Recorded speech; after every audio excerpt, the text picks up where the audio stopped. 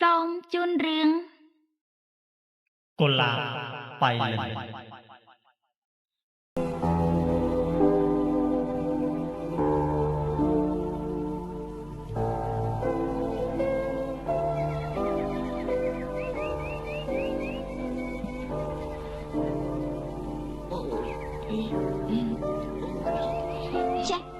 ចិត្តដឹងខ្លួនហើយហ៎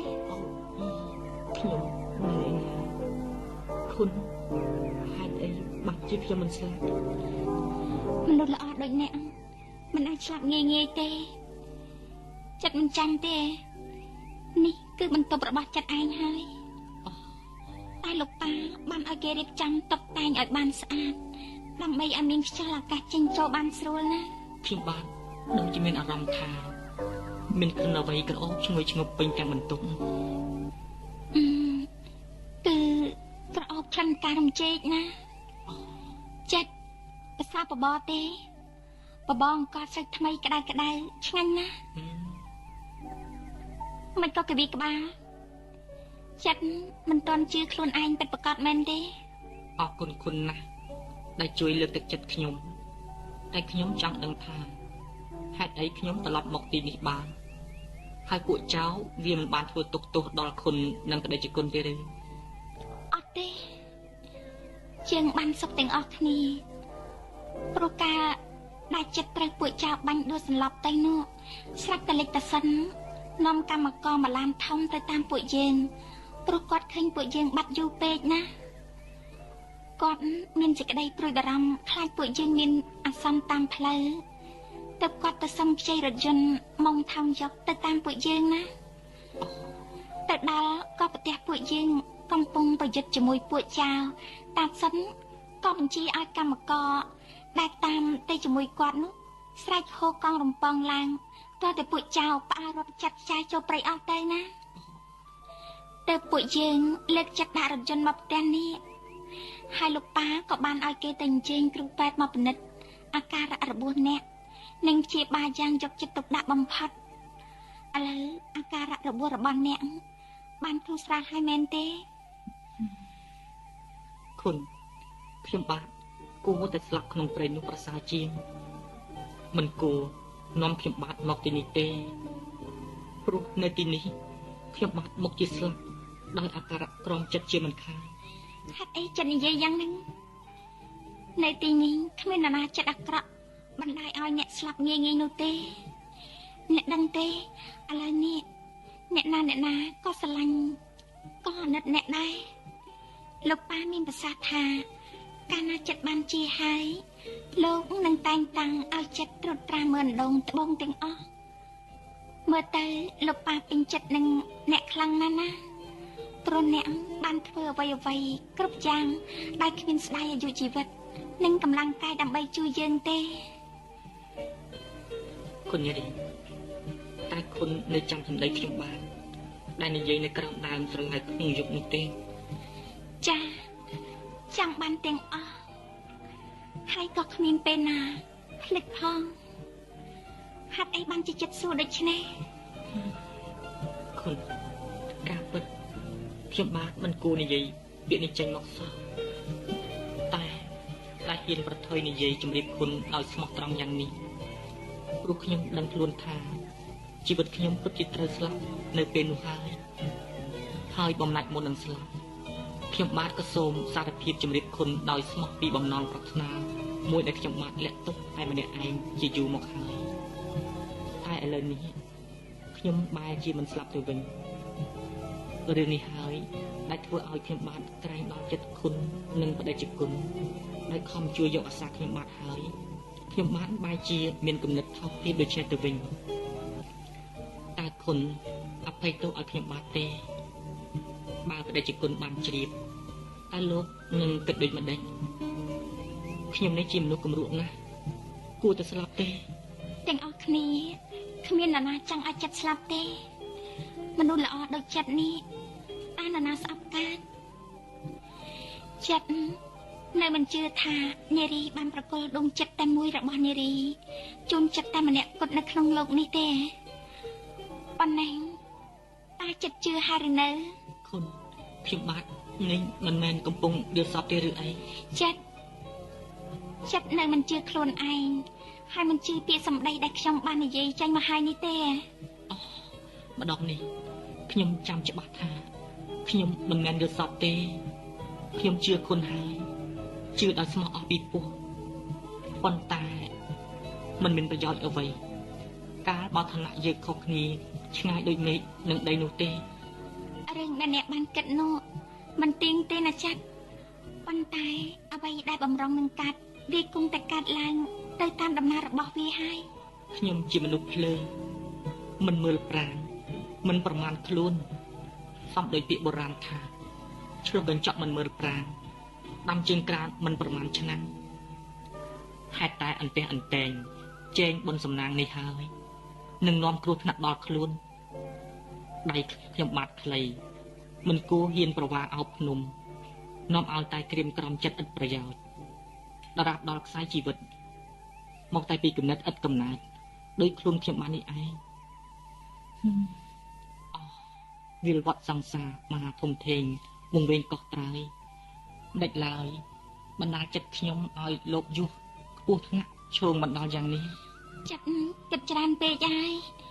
អ្វីចិត្តគិតតែខ្លួនឯងនារីបានប្រាប់បងហើយថានារីស្រឡាញ់ចិត្តរបស់នារីតែមួយដោយស្មោះបាននឹងមិនជឿទៀតតែចិត្តចង់ឲ្យនារីធ្វើដូចម្ដេចអូននឹងព្រមធ្វើតាមគ្រប់យ៉ាងក្នុងលោកនេះមិនអាចមានអត្តពលអ្វីមកកំចាត់សេចក្តីតាំងចិត្តរបស់នារីបានឡើយនារីបានតាំងចិត្តស្រឡាញ់ចិត្តតែម្នាក់គត់គ្មានបរិះទីពីរណាអាចឆក់ដណ្ដើមដួងចិត្តនារីបានទេនារីគ្មានត្រូវការអ្វីដទៃទៀតទាំងអស់ក្រៅពីសេចក្តីស្រឡាញ់ដ៏ស្មោះត្រង់បរិសុទ្ធរបស់ចិត្តប៉ុណ្ណោះ ពិតមែនឬនារី ពិតធើនៅតែមិនជឿទៀតទេ នារីសម្លាញ់ចិត្តបងអូនជាទេពធីតាដែលប្រោះជីវិតជនកំសត់ដូចបងនេះឲ្យរស់មានរស្មីភ្លឺថ្លាគ្មានពេលរលត់ឡើយ បងចិត្តរបស់អូនសំបងជឿចិត្តអូនចាស់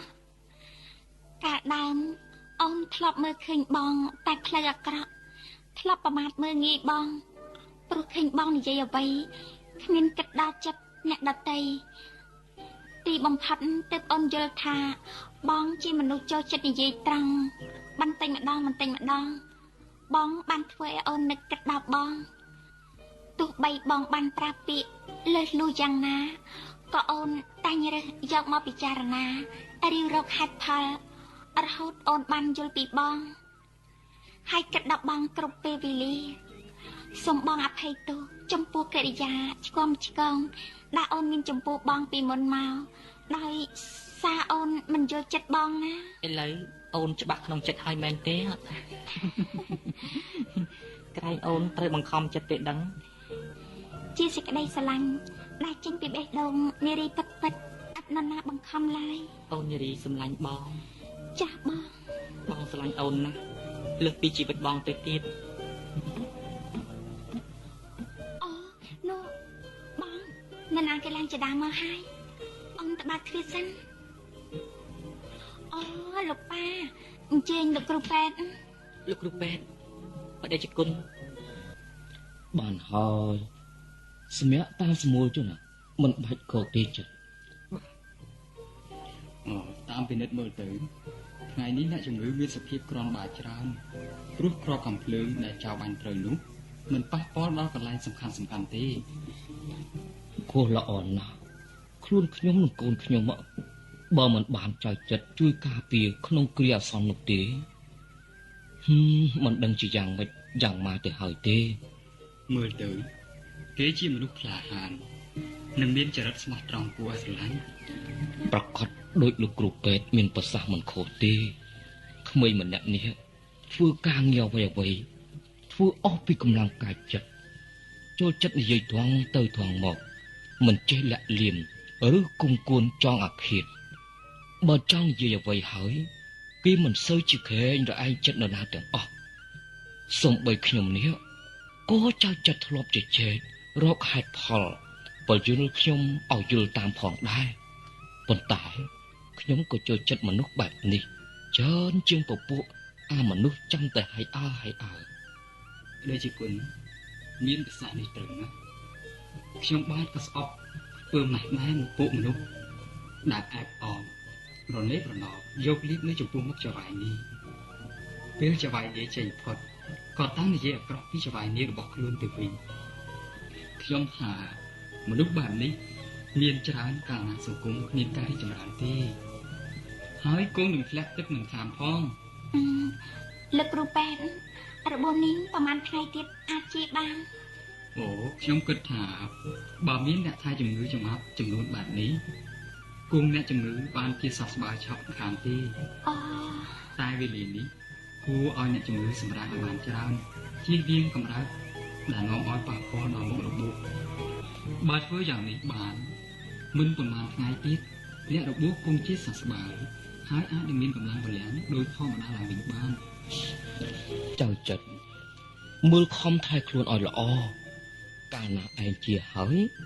មិនបាច់ទៅធ្វើការអណ្ដងត្បូងដូចមុនទៀតទេខ្ញុំចង់ឲ្យឯងចាត់ចែងការងារមើលអណ្ដងទាំងអស់ជំនួសខ្ញុំព្រះគុណណាដែលដេចគុណមានមេត្តាចំពោះខ្ញុំបានយ៉ាងនេះមិនអីទេខំថែខ្លួនឲ្យបានឆាប់ជាទៅនឹងបានជួយចាត់ចែងធ្វើបញ្ជីត្បូងដែលកម្មករជីកបានមកពីអណ្ដងផ្សេងជំនួសខ្ញុំលើសពីនេះ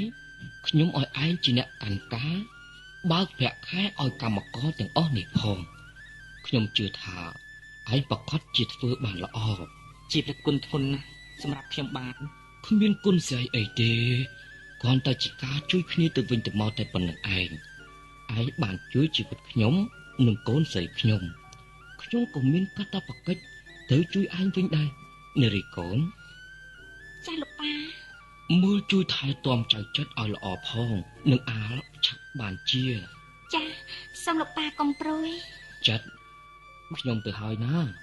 នារីប៉ាទៅហើយបាទអញ្ជើញប្តីគុណខ្ញុំក៏សូមលាអ្នកទាំងពីរសិនហើយដែរបាទអញ្ជើញលោកគ្រូពេទ្យ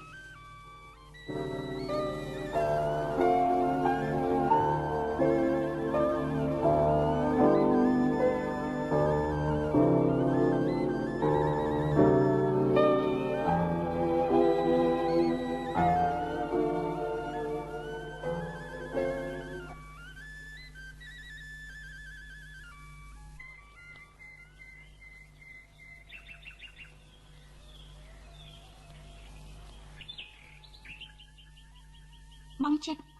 ថ្ងៃនេះមានទឹកមុខស្រស់បោះចេញមកយកខ្យល់អាកាសក្នុងសួនទាំងព្រឹកតែម្ដងនៅក្នុងផ្ទះយូរហើយ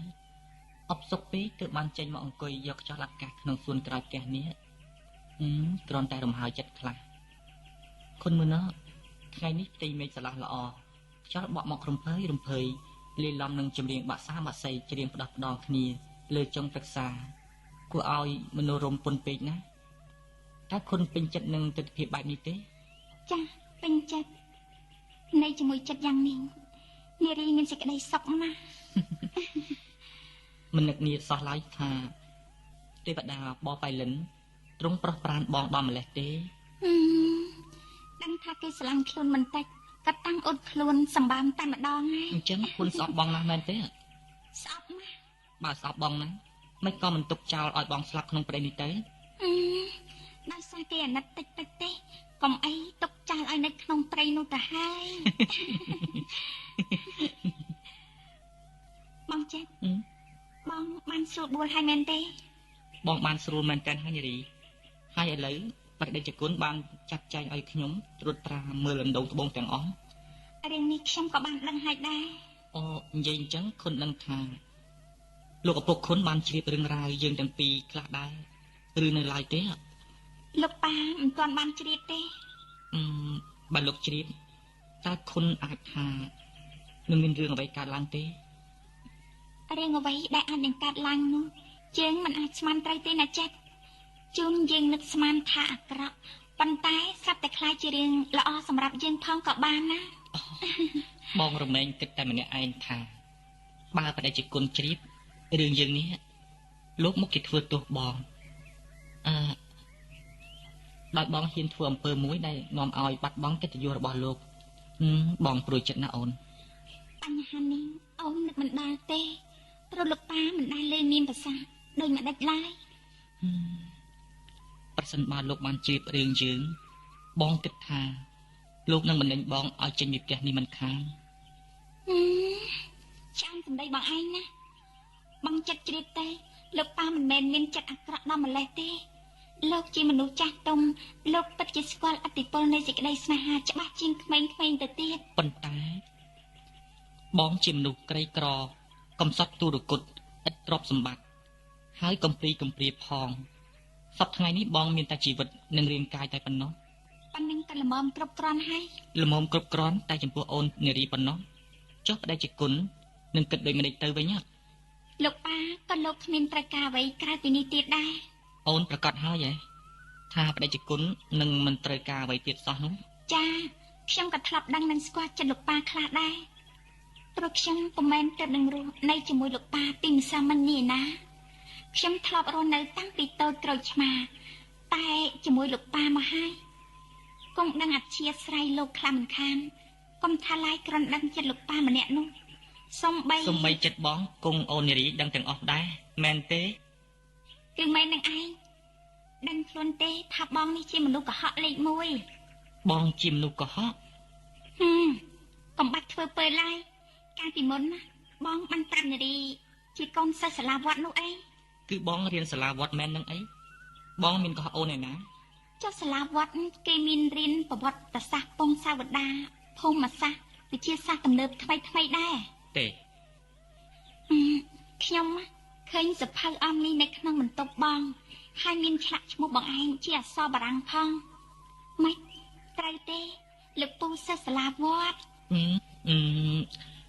តែអូន គ្មានតែអូនស្អីទៀតទេគឺនៅតែរកពាក្យភូតដោយសប្ដងហ្នឹងនេះណែសភៅស្អីនេះជារបស់នរណាគេ គឺជារបស់ ខ្ញុំសាក់សួរបងតាមត្រង់ទៅចុះតែកាលណាទៅបងបោះបង់ចានិស័យចេះរឹងរូសចេញបាននៅតែភូតកុហកទៀតណាខ្ញុំនឹងខឹងបងឯងហើយ នារីអាចខឹងនឹងសង្សារកំសត់មែនណា បានមិនជឿទេបងសាក់មើលទៅនារីមកជាខឹងហើយស្អប់បងស្មើគ្នានឹងក្តីអាណិតនិងស្រឡាញ់របស់នារីចំពោះបងនៅពេលនេះដែរណា បងដឹងថាអូននារីនឹងមិនស្អប់បងទេ ហេតុអីខ្ញុំមិនអាចស្អប់បងបាន គឺព្រោះអូននារីបាននិយាយប្រាប់បងថាអូនស្រឡាញ់តែបងម្នាក់នោះមែនទេអូយលែងស្លាប់បងហើយលែងមួយទៅយ៉ាងនេះឆ្លេងលែងបងលែងហ៊ានកុហកអូនទៀតហើយព្រោះអ្វីគ្រប់យ៉ាងយើងបានស្គាល់គ្នាអស់ហើយតើបានប្រយោជន៍អីបងត្រូវកុហកអូននារីទៀតនោះ តោះតែក្តាំងគៀបនឹងបានព្រមសារភាព មិនអញ្ចឹងទេបងឯងនៅតែកុហកអូនរហូតហ្នឹង ពីដើមបងគិតថាបើនិយាយការពិតក៏គង់គ្មាននរណាគេជឿដែរឥឡូវបើអូនបានដឹងហើយមានប្រយោជន៍អីបងលាក់នឹងអូនទៀតនោះ បងឯងគ្មាននរណាដេញជើងទាល់ទេ ប៉ុន្តែអូននារីដេញជើងបងតន់ជន់កែងជាប់ទៅហើយមិនមែនទេឬ និយាយអញ្ចឹងដងត្បូងរបស់យើងឥឡូវនេះចាញ់ល្អទេបង ឥឡូវចម្រើនឡើងច្រើនណាស់អូនអណ្ដងត្បូងនៅខាងកើតជីកបានត្បូងទឹកធម្មតាជាង10គ្រាប់អណ្ដងត្បូងខាងលិចជីកបានត្បូងទឹកយ៉ាងល្អ6 7គ្រាប់ឥឡូវត្បូងទាំងអស់របស់យើងមានចំនួនជាង200គ្រាប់គិតពីតម្លៃប្រមាណ 20000 រៀលឯណោះ អញ្ចឹងតាំងពីលោកប៉ាបកលការងារឲ្យបងគ្រប់គ្រងអណ្ដងត្បូងមកមិនចម្រើនណាស់ទៅហើយមែនទេ ចម្រើនឬមិនចម្រើនវាស្ថិតនៅលើរ៉ែដែលឲ្យផលឬមិនឲ្យផលរួមទាំងសេចក្តីស្មោះត្រង់របស់កម្មករត្បូងផងវាមិនមែនស្ថិតនៅលើបងឯណា កុំតែមានបងលោកប៉ាក៏មិនអាចដើរត្រួតត្រាអណ្ដងត្បូងបានមកចត់ដែរព្រោះការងារលោកច្រើនកម្លាំងពលំលោកក៏ខ្សោយហើយដែរបានបងជួយសម្រាលការងារយ៉ាងនេះលោកប៉ាក៏បានធូរស្រាលច្រើនដែរ បងពេញចិត្តនឹងបម្រើការងារលោកប៉ាអូនឲ្យសមនឹងទំនុកចិត្តដែលលោកមានមកលើបងណា អូនសូមឲ្យសេចក្តីព្យាយាមរបស់បងបានទទួលជ័យជំនះគ្រប់យ៉ាងទាំងអស់ដើម្បីឲ្យយើងទាំងពីរនឹងអាចបានជួបគ្នាជារៀងរហូតមែនទេអូន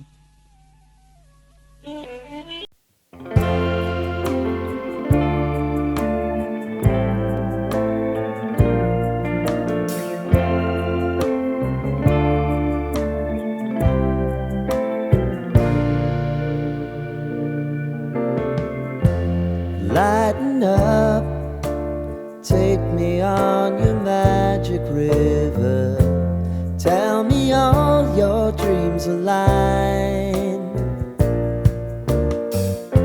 Sign me up and tell me about the people that you know who are trying to feel alive.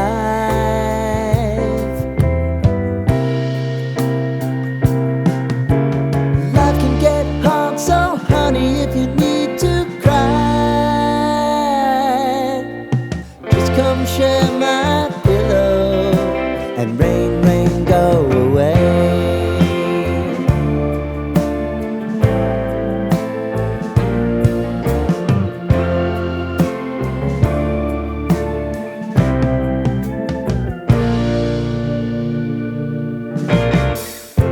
I wanna hear about everything. តាំងនិយាយបញ្ចូលបងទៀតហើយ ខ្ញុំនិយាយដែលស្មោះត្រង់ណាពុំមែនបញ្ចាច់បញ្ចើបងបានប្រយោជន៍អីទេ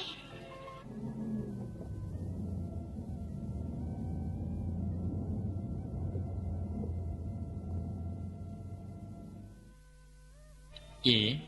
សំលេងឡានអ្នកណាមកជប់មុខផ្ទះបងចេញទៅមើលបន្តិចសិនមើល បងចេះអ្នកណាគេមកហ្នឹង អូបលាក់សុតសង្កែតែម្នាក់ទៀតមៀតខ្មៅកំមាំងដូចក្រាក់ចយឹងបងមិនដែលស្គាល់ទេ អេចុះគេមកមានការអីណោះបងចេះមិនទៅទទួលភ្ញៀវចំនួនលោកប៉ាផង អញ្ចឹងទៅទាំងអស់គ្នាគុណព្រោះបើខ្ញុំទៅម្នាក់ឯងក្រែងលោកបលាត់មិននិយាយរកណា ជីចុះម្នាក់ខ្មៅក្រាក់សក់កញ្ញាញ់ភ្នែកកលុងមើលតែគោកមុងជាអ្នកណាគេណោះ បងក៏មិនដឹងដែរតែសួរគេមើលតើគេមានកាយដែរណាទៀនប្រងលោកអញ្ជើញរកឯណាដែរទៀន អូជំរាបសួរគុណនារី ចាជំរាបសួរ គុណប្រហែលជាសុខកាយសប្បាយចិត្តណាស់មែនទេ មានហេតុផលត្រឹមពលក្តារកាហាយអីទេលោក លោកឪពុកនៅទេគុណនារី ចានៅមើលទៅលោកប្រហែលជានៅក្នុងបន្ទប់អានសៀវភៅខាងលើចាចុះលោកប្រឡាត់អញ្ជើញមកមានការអីដែរ បាទមានការខ្លះដែរគឺខ្ញុំបាទនាំថៅកែផាន់មកទិញត្បូងដើម្បីយកទៅលុកនៅព្រៃនគរ អញ្ចឹងអញ្ជើញលោកឡើងទៅលើជួបលោកប៉ានិយាយថ្លៃគ្នាទៅ បាទអញ្ជើញគុណនារីតកែផាន់អញ្ជើញទៅជួបលោកលួងនៅខាងលើបាទ បាទជំរាបសួរបដិជគុណ អូលោកបលាត់ទេ បាទ វល់វល់ទៅជួបអានសភៅបានជាមិនឃើញលោកបលាត់អញ្ជើញមកអញ្ជើញមកខាងនេះមក បាទទៀន លោកបលាត់អញ្ជើញមកនេះមានធុរៈអីដែរ ខ្ញុំបាទនាំតកែផាន់មកនេះដើម្បីទិញត្បូងបាទអញ្ជើញតកែជួបប្រស័យផ្ទាល់ជាមួយបដិជគុណទៅអញ្ជើញកៅអីខាងនោះបាទជើញ ក្រែងលោកប្រឡាត់នាំតកែម្នាក់នេះមកទិញត្បូងមិនមែនទេហេតុអីមិនជួបពិភាក្សាជាមួយលោកប៉ាទៅមិនក៏បាយមកតាក់តងអីខ្ញុំផង គុណឥឡូវដូចជាប្លែកណាស់មែនទេ ខ្ញុំនៅតែធម្មតាលោកប្រឡាត់មើលឃើញយ៉ាងមិនប្លែកយ៉ាងមិនប្លែកនោះ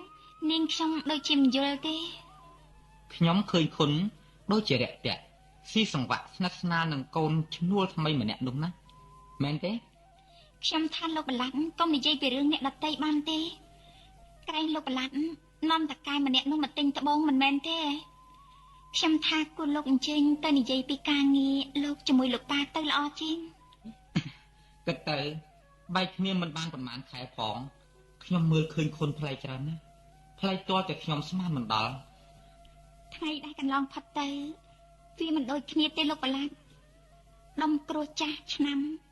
អាចខ្លាយទៅជាពេជ្រជួនកាលមហាសេដ្ឋីក៏អាចខ្លាយទៅជាអ្នកកំសត់ទុរគតបានដែរត្រង់នេះវាស្រេចទៅលើការប្រព្រឹត្តខ្លួនរបស់មនុស្សម្នាក់ទេ មិនអីទេគុណនារីខ្ញុំសូមផ្ញើទុកជាមួយគុណនារីសិនចុះ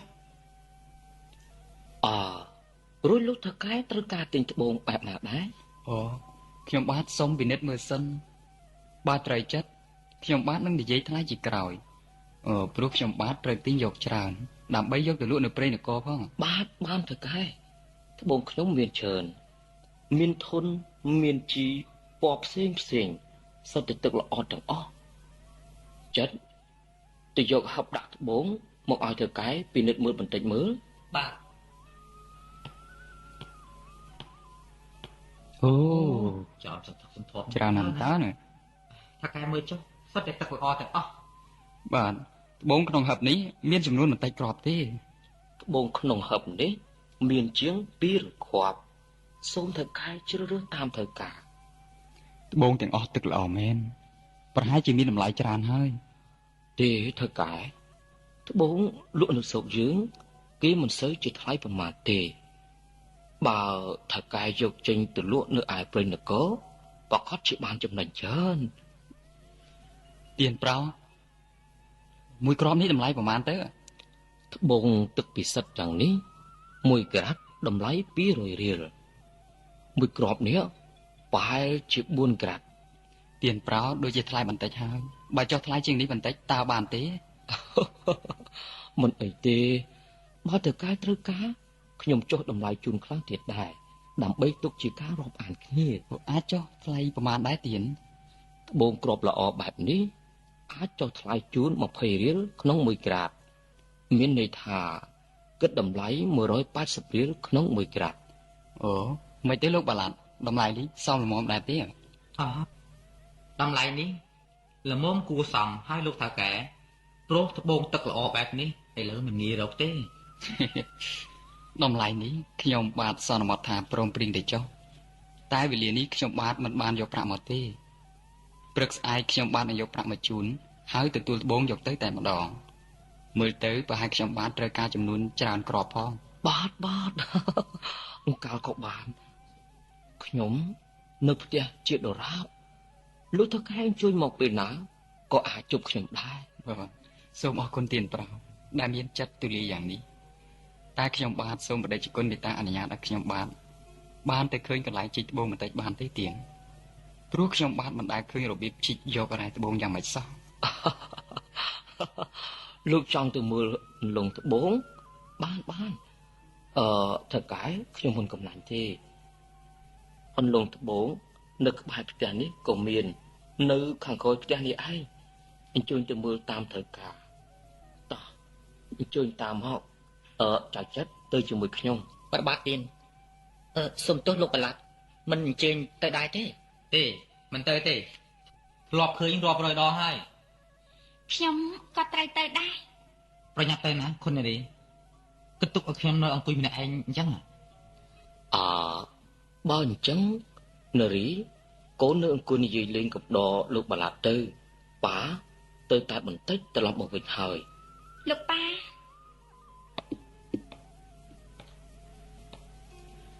លោកប្រឡាត់មានការអីទៅនិយាយជាមួយខ្ញុំមែនទេហេតុអីលោកសម្លឹងមកខ្ញុំមិនដាក់ភ្នែកតើលោកមានរឿងអីឆាប់និយាយទៅ ខុននារីខ្ញុំមានរឿងសំខាន់ដែលត្រូវនិយាយផ្ទាល់ជាមួយខុន លោកប្រឡាត់មានរឿងសំខាន់អីជាមួយខ្ញុំផង គឺជារឿងសំខាន់ស្មើជីវិតខ្ញុំតែម្ដងត្បិតជីវិតខ្ញុំនេះត្រូវរងកម្មដោយសារខុននារីយូរណាស់មកហើយ លោកនិយាយថាម៉េចខ្ញុំនេះបានធ្វើឲ្យលោករងកម្មដោយសារអីទៅ ខុននារីមេត្តាជួយសង្គ្រោះខ្ញុំបាទផងទេ លោកប្រឡាត់មានរឿងអីចាំបាច់ឲ្យនាងខ្ញុំសង្គ្រោះផងតើខ្ញុំនេះអាចសង្គ្រោះលោកដោយម្ដេចបានទៅ បើខុនព្រមជួយមែនឈ្មោះថាខុននារីបានជួយសង្គ្រោះខ្ញុំបាទហើយ លោកប្រឡាត់មិនតន់ប្រាប់រឿងរ៉ាវឲ្យខ្ញុំដឹងផងតើត្រូវឲ្យខ្ញុំជួយលោកដូចម្ដេចបានទៅ ខ្ញុំគង់ជម្រាបខុនឥឡូវនេះឯងហើយតែបើសម្ដីខ្ញុំនិយាយទៅហើយមិនជាទីកប់ចិត្តដល់ខុនទេសូមខុនត្រាប្រណីកុំបីប្រកាន់ខឹងឡើយណា ចា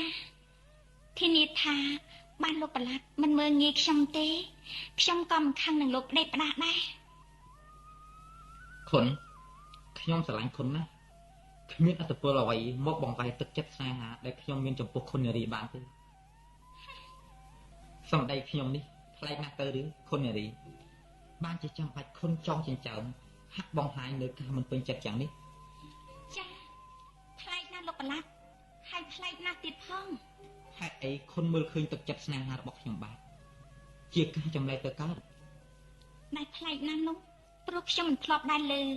លោកប្រឡាត់ខ្ញុំនឹកឆ្ងល់ហើយមិនដែលនឹកនាសោះថា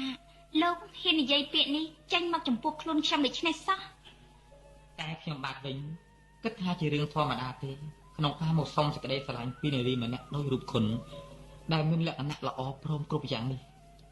ខ្លួនខ្ញុំនេះអត់មានអ្វីសមល្មមនឹងពាក្យបញ្ចារបស់លោកប្រឡាប់ទេ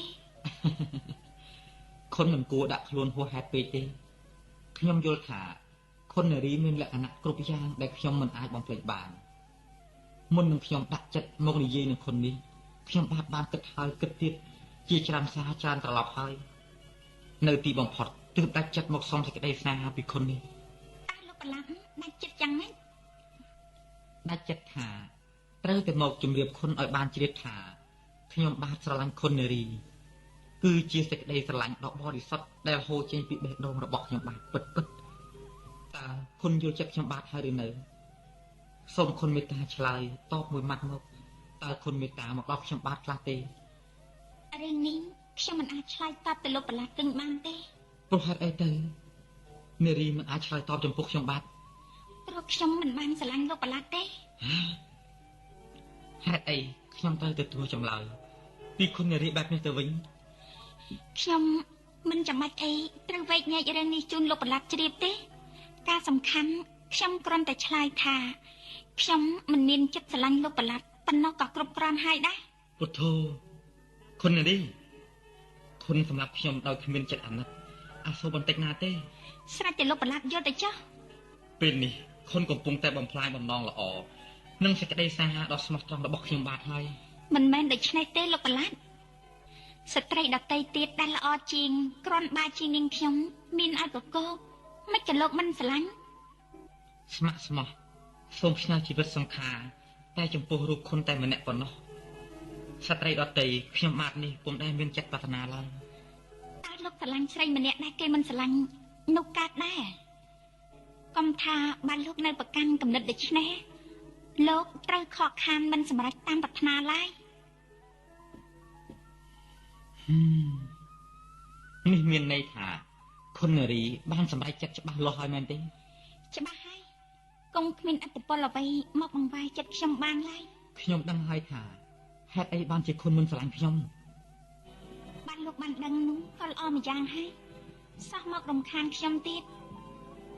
មើលលោកប្រឡាប់កុំមកឈរពាំងមុខខ្ញុំមើលបានទេខ្ញុំត្រូវការឈរនៅមាត់បង្អួចនេះ គុណមិនស្រឡាញ់ខ្ញុំព្រោះគុណមានមនុស្សដែលគុណត្រូវស្រឡាញ់ទៅហើយ ខ្ញុំស្មានមិនខុសទេគឺប្រកាសជាអាម្នាក់ទើបនឹងមកស៊ីឈ្នួលជីត្បូងឲ្យគុណហ្នឹងហើយ លោកប្រឡាប់លោកត្រូវប្រយ័ត្នមាត់បន្តិចមនុស្សដែលលោកថានោះគឺសំដៅទៅលើនរណាខ្ញុំមើលឃើញអាកប្បកិរិយាលោកកាន់កម្រោលមកលើខ្ញុំខ្លាំងហើយ ខ្ញុំមិនបានឈ្លានពានបង្កាច់បង្ខូចគុណទេខ្ញុំគ្រាន់តែនិយាយថាគុណមានម្ចាស់ចិត្តរបស់គុណរួចទៅហើយមនុស្សនោះជានរណានោះខ្ញុំមិនអាចប្រាប់ឈ្មោះឥឡូវនេះបានទេ មកលោកដឹងច្បាស់ថាជានរណានោះលោកនិយាយតែ គុណមិនខ្លាចខ្ញុំពេញតន់ជន់កែងទេ អូមនុស្សគ្មានខ្មាស់អ៊ីនដោយលោកប្រឡាប់នេះឬដែលខ្ញុំត្រូវខ្លាចនោះគ្រាន់បើលោកនិយាយទៅព្រោះមាត់លោកធ្លាប់តែគ្មានក្របដូច្នេះទៅហើយ គុណនារីមិនត្រូវមើលងាយខ្ញុំទេណាដែលខ្ញុំមិននិយាយព្រោះខ្ញុំទុកកតញ្ញូឲ្យគុណណា មនុស្សកម្រក់ថោកទៀតកិរិយាបែបនេះឬដែលថាទុកកិត្តិយសដល់អ្នកដទៃនោះ ណាស់ហើយបើគុណបង្ខំខ្ញុំហើយខ្ញុំនិយាយក៏បានមនុស្សដែលគុណស្រឡាញ់ពេញចិត្តនោះគឺអាក្មេងកំឡោះម្នាក់ឈ្មោះចៅចិត្តនឹងឯងព្រោះវាមានរូបរាងស្រស់សង្ហាសម្ដីក៏ផ្អែមធ្វើការងារក៏ចំណាត់ចំនួនតែវាជាមនុស្សទីទាល់គ្មានបង្អែកសំតែជាអ្នកសុំទានទេដើម្បីរស់បើបាននៅក្បែរស្រីរូបស្អាតវិញវាមិនខ្លាចគប់គុណធ្វើឲ្យចៅវាយនាយពេញចិត្តនោះទេម៉េចខ្ញុំនិយាយនេះទៅទេគុណ លោកប្រឡាប់តើខ្លួនលោកនោះពិសេសយ៉ាងណាដែរទៅបានជាហ៊ាននិយាយមើលងាយមើលថោកអ្នកដទៃដោយសម្រាមនោះមែនចៃចិត្តជាមនុស្សកំសត់ទុរគតថែមទាំងទីតល់គ្មានមាសប្រាក់ដោយលោកប្រឡាប់ទេប៉ុន្តែនៅមានអ្វីមួយយ៉ាងដែលលោកប្រឡាប់គ្មាន គុណនិយាយបែបនេះសម្ដែងឲ្យដឹងថាការដែលខ្ញុំស្មាននោះមិនខុសទេ ខ្ញុំឆ្ងល់ថាចៅចិត្តម្នាក់នោះមានអ្វីពិសេសលើខ្ញុំទៅដែលគុណនារីលើកយកមកអួតនោះ ចៃចិត្តគ្មានបិណ្ឌស័ក្តិជាប្រឡាប់ដោយលោកទេ តែគេមានគុណសម្បត្តិពិសេសជាងលោកឆ្ងាយណាស់ចៅចិត្តជាសុភាពបរោះស័ក្តិសមជាកូនប្រុសដាំទ្រង់5ហាត់មែនផ្ទុយស្លាប់ពីលោកដែលមានបុណ្យស័ក្តិមានប្រាក់ប៉ុន្តែលោកមិនអាចយកបុណ្យស័ក្តិមានប្រាក់លោកទៅទិញអ្វីបាននោះទេ ប៉ុន្តែមានប្រាក់ក៏ធ្វើអ្វីបានដែរណាគុណនារី លោកអាចយកប្រាក់លោកទៅធ្វើអ្វីក៏បានប៉ុន្តែត្រង់លោកយកមកទិញសេចក្តីស្នេហារបស់ខ្ញុំនោះគ្មានសង្ឃឹមទេចាំឲ្យច្បាស់ទៅលោកប្រឡាក់លោកមានមាសប្រាក់ដែលចៅចិត្តគ្មានតែរបស់ដែលចៅចិត្តមានលោកមិនមានសោះឡើយមែនទេ តើខ្ញុំនេះនឹកខ្វះអ្វីទៀតដែលគុណនារីហ៊ានអះអាងថាអាចឈ្នួលកំឡោះនោះវាមានគ្រាន់បើជាងខ្ញុំនោះ លោកប្រឡាក់គ្មានរឹកពីជាសភាពបរោះហើយគ្មានសភាវៈជាកូនប្រុសទៀតផង ហើយខ្ញុំនេះមិនមែនជាកូនប្រុសទេ ត្រូវហើយលោកប្រឡាក់មានរូបកាយជាមនុស្សប្រុសមែនប៉ុន្តែចិត្តរបស់លោកកំសាកលើស្ត្រីទៅទៀតមែនទេ ខ្ញុំជាមនុស្សកំសាកជាងស្អីទៅទៀតចុះហេតុអីគុណនារីហ៊ាននិយាយប្រមាថខ្ញុំដូច្នេះ ខ្ញុំអត់ប្រមាថខាតទានអ្វីលោកទេនេះខ្ញុំនិយាយតែការពិតតាលោកភ្លេចហើយឯងការចាប់ប្លន់នៅកណ្ដាលព្រៃនោះតើអ្នកណាចេញទៅប្រយុទ្ធតទល់ជាមួយពួកចាស់ហើយអ្នកណារត់ទៅរកប្រាស់អាយុនៅក្រោមឡាននោះ តែកាលនោះកម្មភ្លើងគ្មាននៅនឹងដៃខ្ញុំទេគុណក៏ដឹងដែរហើយតា បាទទោះជាមានកំភ្លើងនៅនឹងដៃក៏មិនហ៊ានចេញមកតទល់ជាមួយពួកចៅដែរមនុស្សកំណាចរបៀបលោកប្រឡាត់នេះមកជារត់បាត់ជើងសព្រាតយកតែរួចខ្លួនឯងប៉ុណ្ណោះ ឈប់និយាយទៀតបើចង់ដឹងថាខ្ញុំជាមនុស្សកំសាកឬក្លាហានបែបណានោះគុណនឹងបានឃើញឥឡូវនេះឯង ឡើយណាខ្ញុំណាលោកប្រឡាត់លោកមានអំណាចអីបានជាហ៊ានធ្វើដូច្នេះនៅលើផ្ទះខ្ញុំលោកប្រឡាត់ឆាប់លែងដៃខ្ញុំភ្លាមតែខ្ញុំមិនយល់មកលោកឡើងលោកប្រឡាត់លោកធ្វើយ៉ាងនេះបានន័យយ៉ាងម៉េច បានន័យថាបាឡាក់ខ្ញុំនេះមិនកំសាកដូចដែលគុណនិយាយនោះទេ មនុស្សគំរក់ប្រព្រឹត្តអំពើថោកទាបបែបនេះចង់បង្ហាញថាខ្លួនជាមនុស្សក្លាហានណា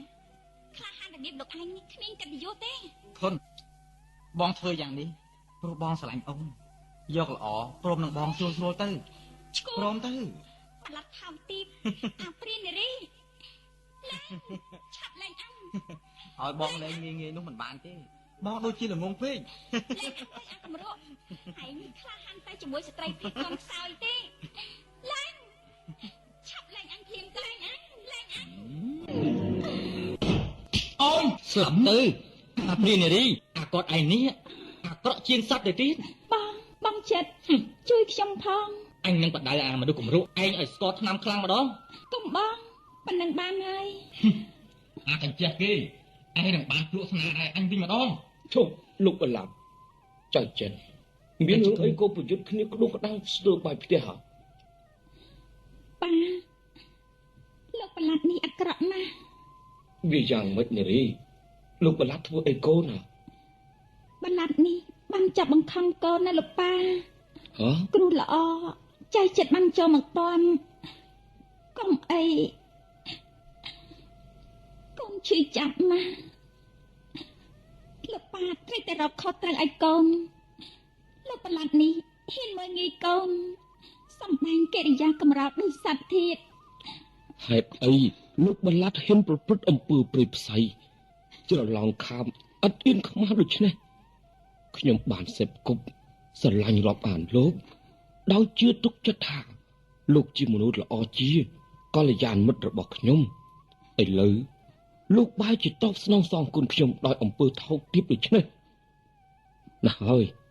ចាត់ទុកថាខ្ញុំមើលមនុស្សច្រឡំទៅចុះហើយយើងក៏ល្មមឈប់សេពគប់រាប់រកគ្នាតាំងពីថ្ងៃនេះតទៅ ខ្ញុំបាទបានជាខុសហើយទៀនសូមលោកអត់ទោសខ្ញុំបាទម្ដងចុះថ្ងៃក្រោយពុំអាចឲ្យមានរឿងពុំគប់បីបែបនេះកើតឡើងទៀតទេ លោកបាឡាត់បានដឹងកំហុសនោះល្អហើយប៉ុន្តែវាហួសពេលទៅហើយដែរពេលនេះខ្ញុំមិនប្រកាន់ទោសពីអ្វីលោកទេចំពោះអំពើប្រមាថមើលងាយរបស់លោកមកលើកិត្តិយសរបស់ខ្ញុំអត់ទោសឲ្យតែយើងត្រូវតែផ្ដាច់ចំណងតាក់ទងគ្នាតទៅទៀត ត្បិតការប្រព្រឹត្តរបស់លោកនេះជាអំពើអបល័ក្ខគួរឲ្យអាម៉ាស់មុខណាស់តែបើលោកដឹងថាខ្លួនលោកបានធ្វើខុសហើយនោះវាចេញសំគួរតែលោកដើរចេញទៅឲ្យផុតពីមុខខ្ញុំហើយកុំត្រឡប់មកឲ្យខ្ញុំឃើញមុខលោកទៀតឲ្យសោះខ្ញុំគិតថាខ្ញុំមិនប្តឹងផ្ដាល់ពីបទល្មើសដែលលោកធ្វើមកលើកូនស្រីខ្ញុំដល់លើផ្ទះនោះគឺជាការយោគយល់ខ្លាំងទៅហើយខ្ញុំស្ដាយណាស់ទៅកែ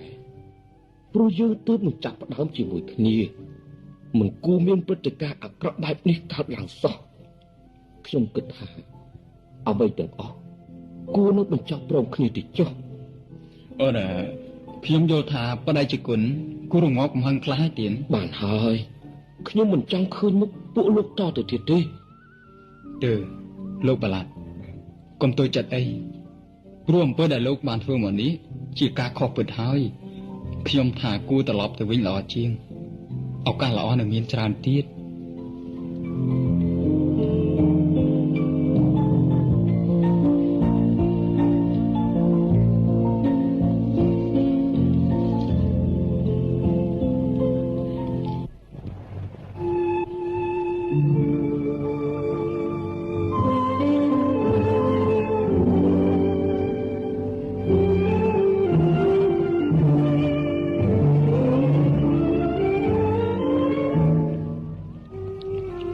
រាត្រីនេះព្រះច័ន្ទរះពីបុព្វី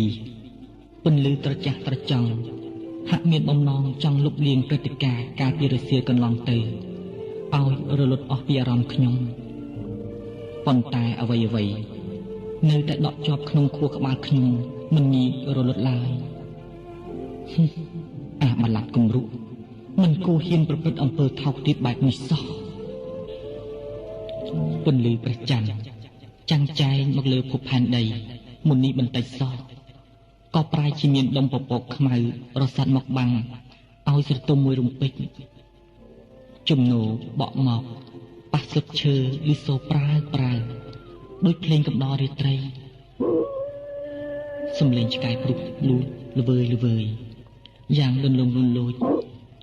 នាំឲ្យខ្ញុំនឹកឃើញដល់លោកឪពុកដែលទទួលអនិច្ចកម្មហាក់នៅថ្មី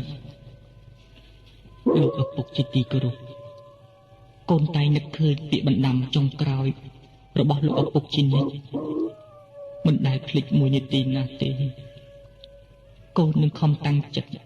អនុវត្តតាមបណ្ដាំលោកឪពុកគ្រប់ប្រការ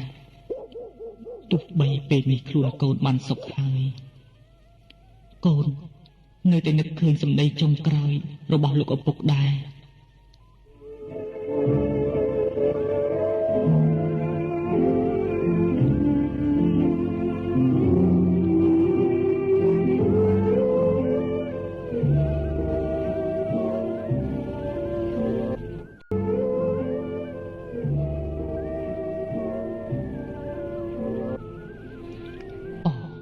គុណរីថ្លើមថ្លៃជីវិតបង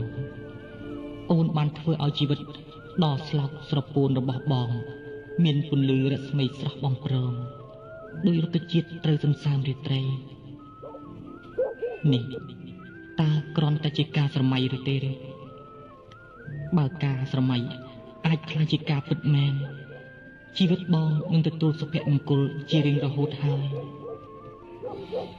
យប់ជ្រៅណាស់ហើយខ្យល់ត្រជាក់បក់មកស្រីវដល់ឆ្អឹងពពកខ្មៅរសាត់ផុតទៅផ្ទៃមេឃស្រឡះដួងច័ន្ទហាក់ដូចអណ្ដែតនៅលើកំពូលភ្នំបៃលិនបញ្ចាំងពន្លឺស្អាតបាចសាចចូលមកតាមចន្លោះបង្អួចហាក់ជួយបំភ្លឺដួងចិត្តខ្ញុំឲ្យជ្រះស្រឡះពីក្តីសោកសៅពូខ្នល់ខ្នើយដែលគុណរីបានចិត្តចង់ដេកដោយដៃឯងហាក់នៅដិតដាមស្នាមក្រអូបក្រអែបដោយខ្លាចក្លិនចំបៃពេលគេងកាយកាលណាព្រៀបបានកាយកាយាស្រីឲ្យខ្ញុំស្រមៃនឹកដល់ក្លិនខ្លួនស្រីនឹមនួនមិនភ្លេចសោះឡើយល្មមដល់ពេលសម្រាប់ហើយ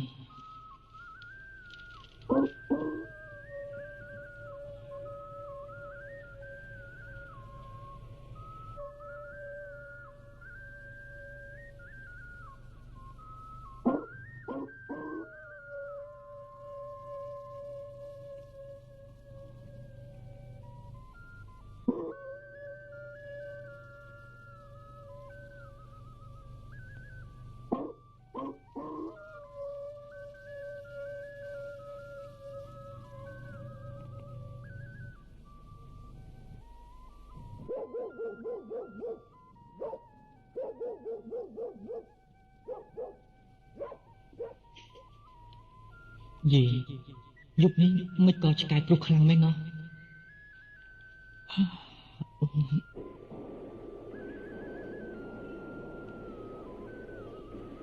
យីស្នូកំភ្លើងបាញ់ឯណាអញ្ចេះលឺសូរចិត្តម្ល៉េះ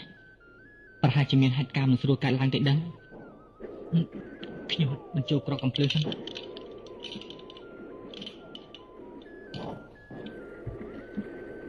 មិនកើតទេច្បាស់ជាមានហេតុមិនស្រួលហើយយីគេដុតភ្លើងអីភ្លឺព្រមព្រែកពេញទាំងភូមិអញ្ចឹងអូចៅចិត្តរត់មិនតាន់ពេលល្មម មានការមិនស្រួលកើតឡើងរឿងបានជាបងប្អូនមានកាន់អាវុធគ្រប់ដៃអញ្ចឹង មានហេតុមិនស្រួលហើយចិត្តប្រហែលជាពួកចោរចូលប្លន់ហើយណា មិនស្រួលហើយ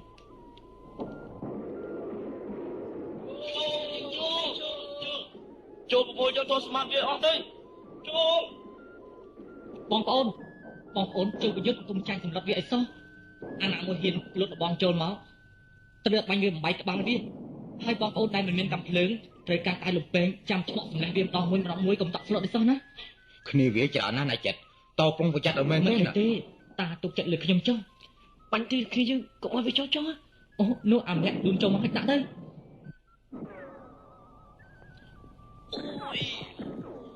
តាសូប្រយ័ត្ន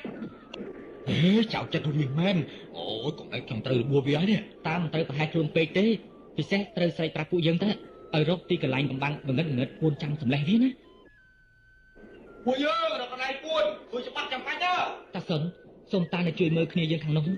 កុំឲ្យពួកវាចូលចុះណាខ្ញុំរត់ទៅមើលផ្ទះធំបន្តិចព្រោះមិញនេះលឺដូចសំឡេងបដិជគុណស្រែក មិនអីទេចិត្តទុកចិត្តលើខ្ញុំចុះណា ខ្ញុំទៅហើយ ពួកឯងចង់ធ្វើអីនឹង មកសម្លេះអកញ្ចៈឯងដើម្បីប្រមូលយកទ្រព្យសម្បត្តិធ្វើជាមហាសេដ្ឋីការពិតឯងនេះមិនមែនជាទៅកែត្បូងឯណាគឺជាចៅប្លន់ទេតា បាត់ដឹងច្បាស់ហើយឆាប់ប្រគល់កូនសោនិងប្រមូលយកត្បូងតែបានបង្ហាញពីរសៀលនោះមកឲ្យយើងភ្លាមក្រែងបានស្រាវខ្លួនបន្តិចណាលោកឌួង ចោលមកសៀតសម្បត្តិដែលគេខំមកដោយកម្លាំងញើសឈាមមិនក៏ត្រូវយកមកបកគលឲ្យឯងដោយងាយងាយម្ល៉េះ បើនិយាយស្រួលស្ដាប់បានមានតែប្រើវិធីក្តៅ អាមេចោឯងចង់ធ្វើអីអញ នេះ អូយអទុរយុអញនឹងបដូរស្ដាប់រួចជាមួយឯង ទុកនឹងចាំងប៉ុណ្ណឹងហើយនៅក្រនបានទៀតទេ គំរុកុំសើ នៅទៅដល់ណាទៀត អញនឹងសម្លាប់ឯងអាផាន់អូយ អាផាំងឯងនេះជាថកែចោលទេតើ បើដឹងហើយឆាប់អោបក្បាលសម្រាប់បាត់ជើងអញភ្លាមមកកុំឲ្យឈឺសាច់ដូចចង្វាយឯងនោះ អាមេចោលគំរក់ថោកទៀតបំផុតតែលើកដៃធ្វើបាបមនុស្សចាស់យ៉ាងនេះ ពេលនេះជាពេលដែលអញត្រូវសងសឹកឲ្យតន់ចិត្តដូច្នេះអ្វីទៅទៅមុខអញត្រូវតែកំទេចចោលទីបំផុតអញនឹងប្រមូលយកត្បូងនិងទ្រព្យសម្បត្តិរបស់ចង្វាយឯងយកទៅទាំងអស់ ចុះអានេះឯងមិនយកទៅផងទេហ៎ ឯងស្មានថាកំភ្លើងឯងនេះអាចសម្លាប់អញបានងាយងាយណាស់ យើឯងគាត់បើមែនហ៎ អញនេះក្រុមបើមែនតើឯងចាំទទួលរបស់អញវិញទៅ អូ អូអី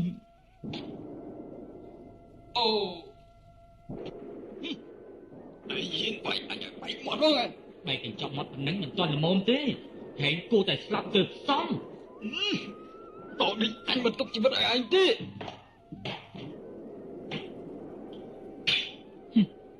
ម្ដងនេះដល់វេនហែងត្រូវភេវនាធំហើយអាផាំងស្លាប់ចុះមក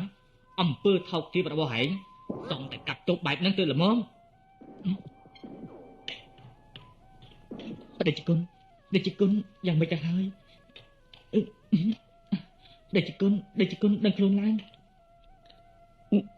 អាផាន់ទើនហើយ អាមេចោលផាន់ស្លាប់ហើយទៀតប្រុស ដែលជាគុណអីទេ ខ្ញុំមិនអីទេចាត់ ដែលជាគុណល្មមមានកម្លាំងក្រោកអង្គុយបានទេទេ បានខ្ញុំមិនជាអីទេតែនៅអស់កម្លាំងណាស់ចិត្ត ចាំភាពហាត់លើកដែលជាគុណ មិនអីទេខ្ញុំអាចអង្គុយបាន ដែលជាគុណត្រូវត្រង់ណាដែរទេ ខ្ញុំត្រូវអាចឈ្គប់នោះវាចាប់បោកផ្ទុះនឹងជញ្ជាំងស្ទើរបកៃ ដែលជាគុណពិតជាសម្លេងគុណនារីហើយខ្ញុំបានតែជួយនាងសិន ម្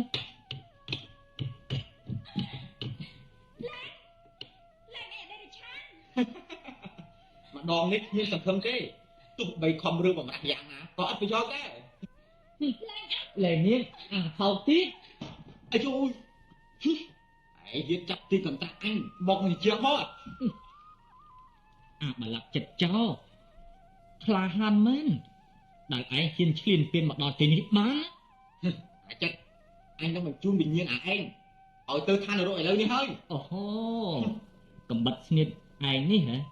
នឹងអាចបញ្ជូនអញទៅឋាននរកបាននោះ បើអញចេះគេឯងចង់ដឹងសាមើលទៅ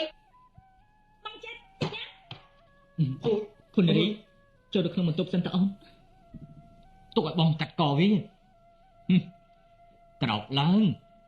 អញមិនវាយមនុស្សដែលដួលនោះទេ អាចិត្តឯង ឈរឲ្យត្រង់ខ្លួនមួយដៃនេះសម្រាប់គុណនារី អឺ ក្រោកឡើងមកទៀតនៅមិនតអស់ទេ នេះសម្រាប់អញណា អូអូអូអូអាចិត្តឯងឡើងមកតាមចណ្ដាលតែត្រូវចុះទៅវិញតាមបង្អួចទើបល្មមនឹងទោសកំហុសរបស់ឯងទីបំផុតជនទុច្ចរិតត្រូវតែទទួលលទ្ធផលបែបនេះ ពួកយើងអាមេចោលពីរនាក់ស្លាប់អស់ហើយដូច្នេះចូលទៅលេះអាកូនចៅវាឲ្យអស់ទៅវើយ ពួកយើងនេះចែកផ្លូវគ្នាមានកងកវ៉ៃមកហើយណា ពួកវាអស់ហើយតាមពួកយើង ស្ដាញ់ណាស់ដែលពួកយើងមកមិនទាន់តើបងប្អូនយើងមានខូចខាតអីទេ បាទបងប្អូនយើងមិនអីទេតែ មកខ្ញុំ ប៉ុន្តែគ្នាវា4 5នាក់ទៅរបួសធ្ងន់ណាស់ដែលគ្នាយើងកំពុងតែមើលជុំនោះណ៎ហើយអាមេវា2នាក់ដែលឡើងទៅបំរុងប្លន់នៅលើផ្ទះធំនោះក៏ត្រូវចៅចិត្តសម្លេចនៅក្នុងកន្លែងដែរទៀត សាច់ឆេង បាទទៀត ចាត់ការនាំពួកអារបួសទៅកន្លែងយើងណា បាទទៀត គ្នាយើងដទៃទៀតទៅផ្ទះធំជាមួយខ្ញុំ បាទទៀត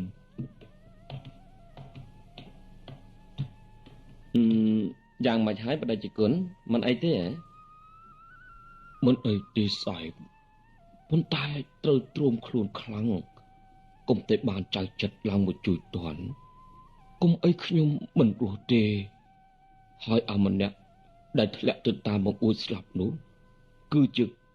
មេខ្លោងដែលនាំអាមេចៅឈ្មោះផាន់នេះមកម្នាក់នេះដូចធ្លាប់ឃើញចេញចូលផ្ទះដេចគុណញឹកញាប់ដែរមែនទេទៅហើយវានេះជាបលាត់សោកសង្កែខ្ញុំធ្លាប់សេពគប់ជាយូរមកហើយដែរស្មានមិនដល់ថាវាជាមនុស្សអាក្រក់ទុរយុះបែបនេះសោះជាសំណាងប្រដេជគុណហើយដែលមិនបានទទួលគ្រោះថ្នាក់អីធំដុំខ្ញុំសូមអភ័យទោសដែលពួកខ្ញុំមកយឺតពេកធ្វើឲ្យពួកវារត់រួចអស់មិនជាការអីទេសាយ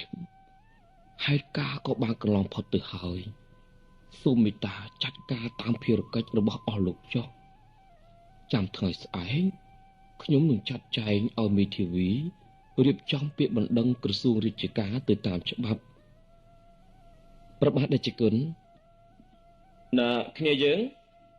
នាំគ្នាអោសាកសពចេញទៅក្រៅទៅណា បាទទៀត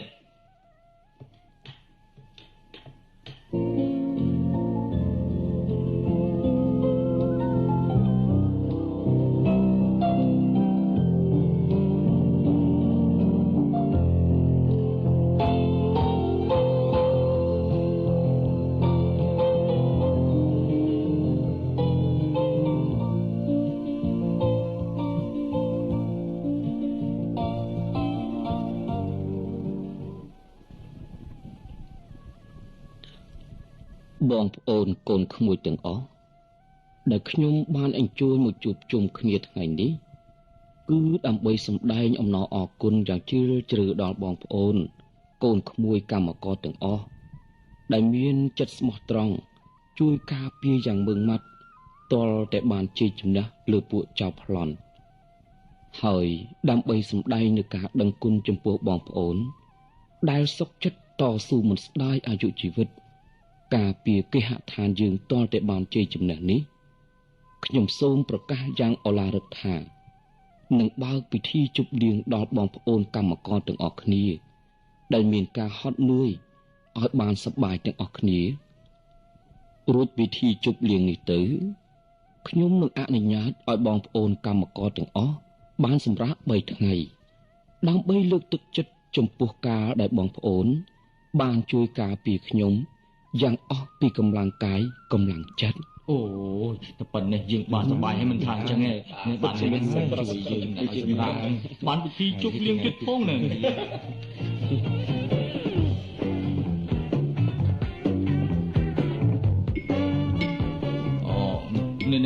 នេះគិតទៅនេះយើងនេះផឹកដើម្បីជ័យជំនះរបស់យើងមិនថាអញ្ចឹងហើយទាំងអស់គ្នានេះលោកអូនលើកកែឡើងនេះជូប៉អូនោះបាយខាងនោះលើកកែឡើងចូលគ្នាម្ដងទៅណាអូបងខ្វាហើយទីហូបពីខ្មោចនេះសិតជាថ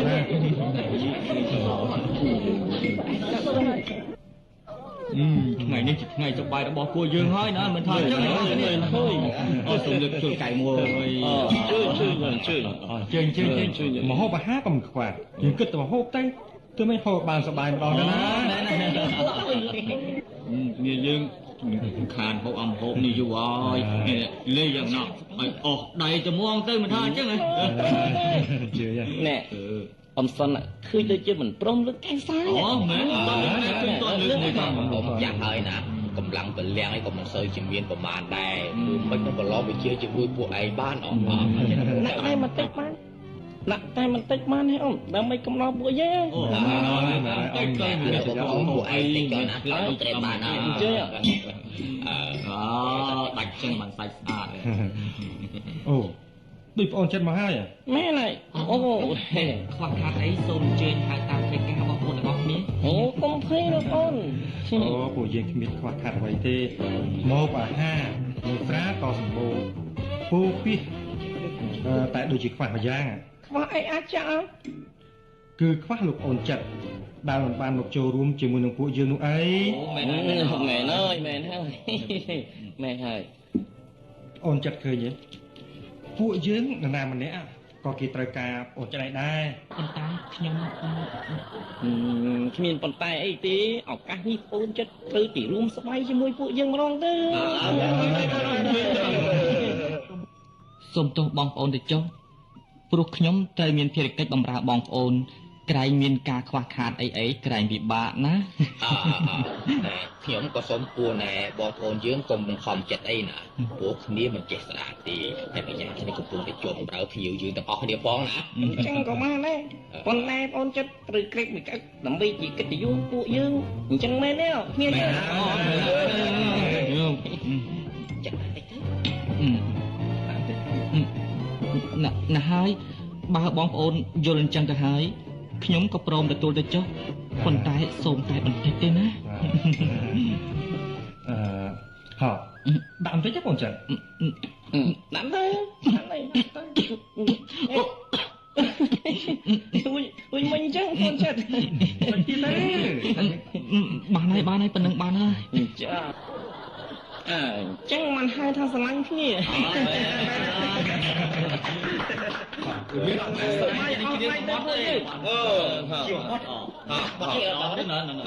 បាត់ប្រជុំគ្នារីករាយសមាជិកណា1 2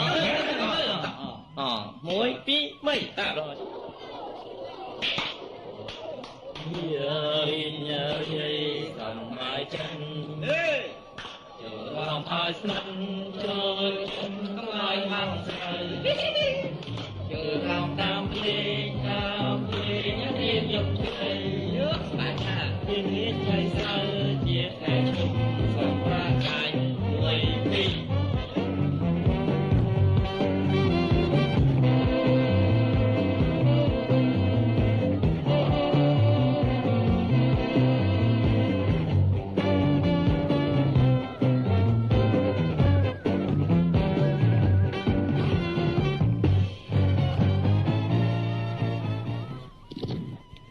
នារីកំពុងធ្វើអីហ្នឹង ចាស់មើលសភ័យលោកប៉ា ណាចេញទៅជួបប៉ានៅបន្ទប់ទទួលភ្ញៀវបន្តិចណា ចាស់លោកប៉ា អង្គុយចុះមកប៉ាមានការចង់និយាយ លោកប៉ា មិនបាច់តក់កុហកពេកទេប៉ាចង់សួរកូនថាកូនស្គាល់ចៅចិត្តច្បាស់ទេ លោកប៉ាហេតុអីក៏សួរអញ្ចឹង ព្រោះចង់ដឹងថាកូនស្រីប៉ាស្គាល់ចៅចិត្តប៉ុណ្ណា ខ្ញុំស្គាល់ចៅចិត្តដូចជាលោកប៉ាស្គាល់គេអញ្ចឹងដែរ តែប៉ាថាវាខុសគ្នាណាស់ ខុសគ្នាយ៉ាងម៉េចលោកប៉ា ប៉ាស្គាល់ចៅចិត្តតាមលក្ខណៈខាងក្រៅគឺសំដៅទៅលើសេចក្តីស្មោះត្រង់និងអង្អាចក្លាហានធ្វើការងារតូចធំធ្ងន់ធ្ងរយ៉ាងណាក៏មិនចេះត្អូញត្អែប៉ុន្តែគេជាមនុស្សចូលចិត្តនិយាយត្រង់ធ្វើឲ្យនារីកូនប៉ាខឹងគេជារឿយៗមែនទេ លោកប៉ា ប៉ាដឹង ប៉ាដឹងយ៉ាងម៉េច ប៉ាដឹងថាកូនមិនចូលចិត្តនឹងចៅចិត្តម្នាក់នេះតាំងពីថ្ងៃដំបូងដែលចៅចិត្តទើបនឹងចូលមកធ្វើការម្លេះមិនមែនអញ្ចឹងទេ លោកប៉ាប៉ុន្តែមនុស្សបែបនេះច្រើនស្មោះត្រង់ជាងមនុស្សដែលមិននិយាយស្ដីហើយរំចាំតែឱកាសដែរលោកប៉ា មានន័យថានារីក៏ពេញចិត្តមនុស្សបែបនេះដែរមែនទេកូន ណែអត់ទេណែកូន ប៉ាថាខណៈនេះកូនក៏គង់លែងស្អប់ចៅចិត្តដូចពីមុនទៀតហើយមែនទេ កូនអត់ណែ ហើយរវល់តែនិយាយតតតតុបរកស្ដាប់គ្នាមិនបានយ៉ាងនេះប៉ាខ្ជិលនិយាយល្អជាងតែនហើយទៅហៅចៅចិត្តឲ្យមកជួបប៉ាបន្តិច ចា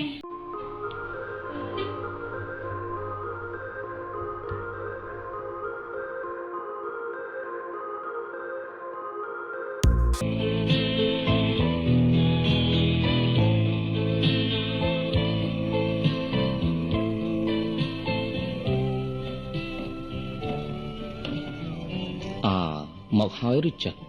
ទៀនប្រុសខ្ញុំបាទមកហើយ នារីចេញទៅកែវសិនតើប៉ាមានការចង់និយាយជាមួយចៅចិត្តបន្តិច ចាលោកប៉ា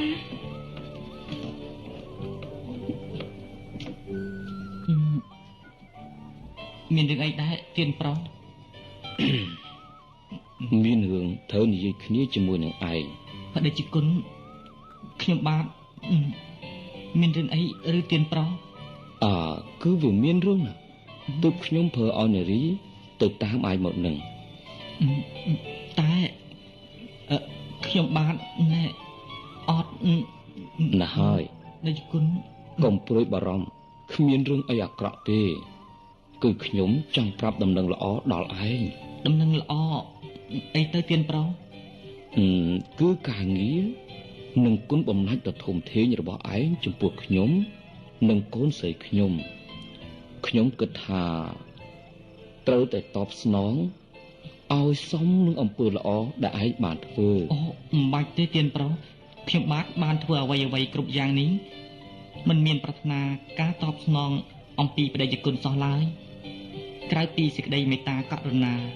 ដែលបដិជគុណបានសង្គ្រោះខ្ញុំបាទដូចសពថ្ងៃនេះក៏ល្មមគ្រប់គ្រាន់ហើយខ្ញុំតែមានអារម្មណ៍ថាបដិជគុណមានគុណដ៏ធំធេងណាស់ចំពោះរូបខ្ញុំបាទ ប៉ុណ្ណោះវាមិនទាន់គ្រប់គ្រាន់ទេចៅចិត្តព្រោះឯង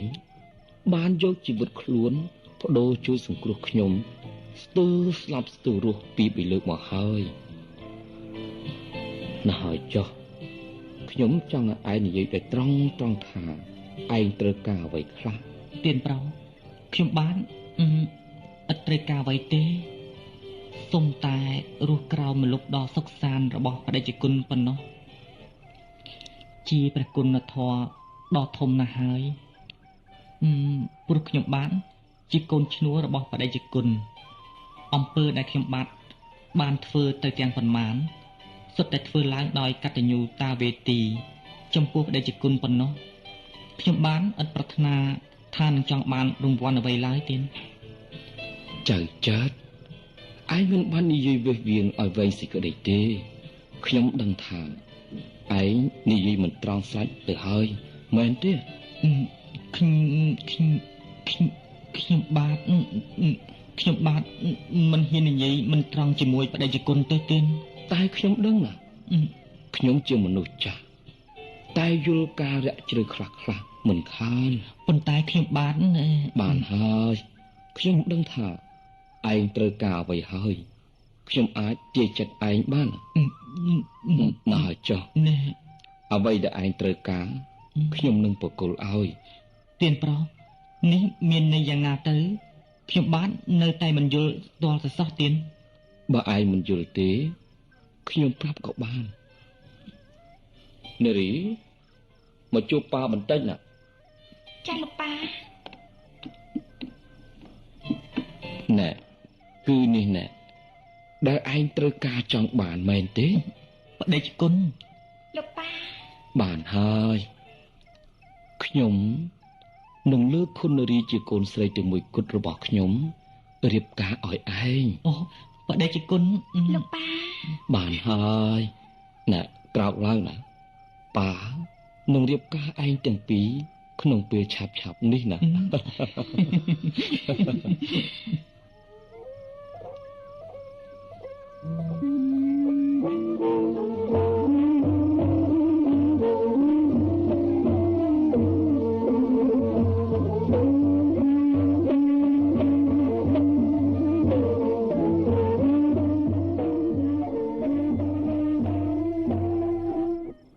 រឿងកូឡាបៃលិនដែលអស់លោកអ្នកនាងបានស្ដាប់នៅពេលនេះចប់តែប៉ុណ្ណេះ